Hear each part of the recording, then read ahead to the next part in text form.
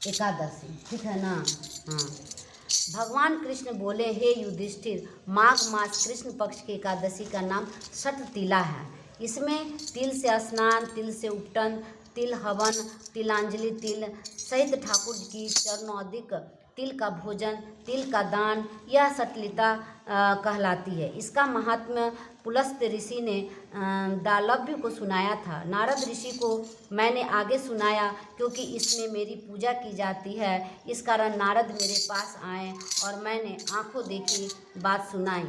एक ब्राह्मणी थी, वह चंद्रायण या नादि राज्य व्रत किया करती थी। व्रत करते करते दुर्बल हो गई। व्रतों के प्रभाव से उसके समस्त पाप नष्ट हो गए। मैंने विचार किया कि अब यह मरने वाली है, स्वर्ग अवश्य जाएगी, परंतु खाली हाथ जाकर इससे कुछ दान मांग लूँ, जिससे स्वर्ग या तोषा भी कुछ बन जाए। मैं वैकुंठ लोक को त्याग मृत्यु लोक में आया। वामन सदृश छोटा रूप बनाकर ब्राह्मणी के द्वार का भिक्षुक हुआ। उसने मुझे मृत्यु पिंड दे दिया। कुछ दिन के बाद उसने शरीर त्याग दिया। व्रतों के प्रभाव से स्वर्ग गई और अपने गृह में केवल मृत्यु पिंड ही देखा। अन्य वस्तुओं से शून्य था। अपने बिगड़े हुए भवन को देख न सकी। शीघ्र मेरी शरण में आकर पुकार करने लगी, आप अच्छे फलदाता हो, मेरे चंद्रया नादि व्रतों का फल निष्फल कर दिया। मैंने उत्तर दिया, जो व्रत आपने किए हैं पापों को भस्म कर वह स्वर्ग में ले आए हैं, और जो हाथ से दिया वह भी आपको मिल रहा है। ब्राह्मणी बोली, यह दरिद्र अब मैं कैसे कटेगा। मैंने उससे कहा, तुमको देवांगना देखने आएंगी, तुम द्वार बंद रखना। प्रथम षट तिला एकादशी का महात्म्य सुन लेना। वह ब्राह्मणी अपने भवन में गई, द्वार बंद कर दिया।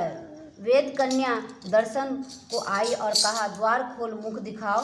ब्राह्मणी बोली, पहले मुझे षटतिला एकादशी के महात्म को सुनाओ। देव स्त्रियां बोली, बिगड़े हुए भाग्य को संवारने वाली षटतिला एकादशी है। गौ हत्या, ब्रह्म हत्या इत्यादि महापाप करने वाले को मुक्त कर देती है। द्वार खोला तो मृत्यु पिंड का आम बन गया। जब व्रत किया तब सारे गृह में नंदन वन की विभूतियां प्रकट हो गईं। इस व्रत में एक तिल दान करने से 1000 वर्ष तक स्वर्ग मिलता है। फलाहार इस दिन भगवान विष्णु की पेठा, नारियल, जायफल, सुपारी आदि से पूजा की जाती है। इस दिन तिल पट्टी का सागर शास्त्रकारों ने बताया है। देखो, जो हम कर्म करते हैं ना, इसमें लिखा है कि भगवान को देवभूतिया का पिंड दिखा दी वो, तो उसके घर में पूरा दरिद्रता छा गया है ना। तो ये इतना व्रत की थी तो भी तो इसको कर्म जो की थी उसको तो दिखाएं भगवान जी। तो कहने का मतलब इसे ना, हम जो कर्म करते, सुकर्म कुकर्म जो भी करते हैं ना, उसका हमको फल मिलता ही मिलता है, चाहे हम जितना उसके पाप के लिए हम पुण्य कर लें, लेकिन हम जो किए हैं वो छूटता नहीं है, उसको तो उसका मिलेगा ही। हाँ, वो हो सकता है तुम्हारे व्रत के प्रभाव से कुछ कट जाता है। हाँ, मान लो तुम्हारी मृत्यु होने वाली है तो तुम गिर जाओगे, हॉस्पिटलाइज हो जाओगे, लेकिन तुम बच जाओगे। हाँ, तो माने व्रत का इतना प्रभाव तो जरूर होता है, लेकिन दंड तो जरूर मिलता है। जो इसीलिए गलत काम नहीं करना चाहिए। गलत काम मत करो, लेकिन दूसरे को कष्ट भी नहीं पहुंचाना चाहिए।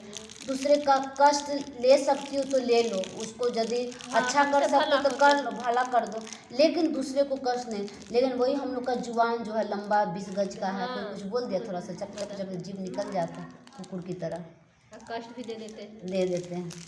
तो यही सब जो है ना, तो हम लोग देखो, सोनी जो है ना वो देवतुल्य थी। सही बात है। इतने उम्र में कितना सही कर्म कर ली कभी पाप नहीं पाप। वो जो पिछले जन्म में जो की होगी ना, कुछ थोड़ा सा उसको कुछ भूल हुआ होगा, उसको भगवान थोड़ा समय उसको बचा देंगे।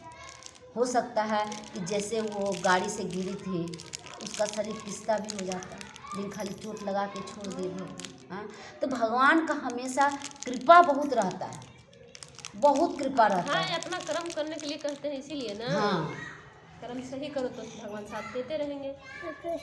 जय गुरु।